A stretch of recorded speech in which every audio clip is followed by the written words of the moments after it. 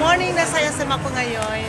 Bali na sa Pilipinas ako ngayon for vacation po.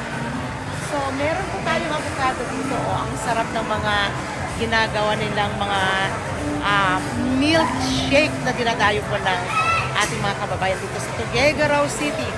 So, nandito ako ngayon sa Tuguegarao City para sa vacation po. Kung nakikita nyo po, ayan. Oh, ayan, pamangkin ko. Ayun, kasama ko po ang aking mga kaibigan, yes, anak. Sandali lang, nag-vlog live tayo. Oo. Ayan, yun pa aking pamangkin, yung aking kapatid na may-ari ng Alphonse. O yung aking kapatid na si Madam Mirna Baliwag na may-ari ng Alphonse Foods House and Minimart. At aking pamangkin na teacher sa Alimannaw National High School. At ang aking apo sa... Ayan po.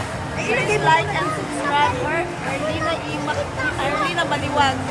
Yes, please subscribe me sa aking YouTube, Arlina Baliwag, and sa aking Facebook. Ito po yung kanilang mababait at magaganda natin mga staff ng avocado.ph.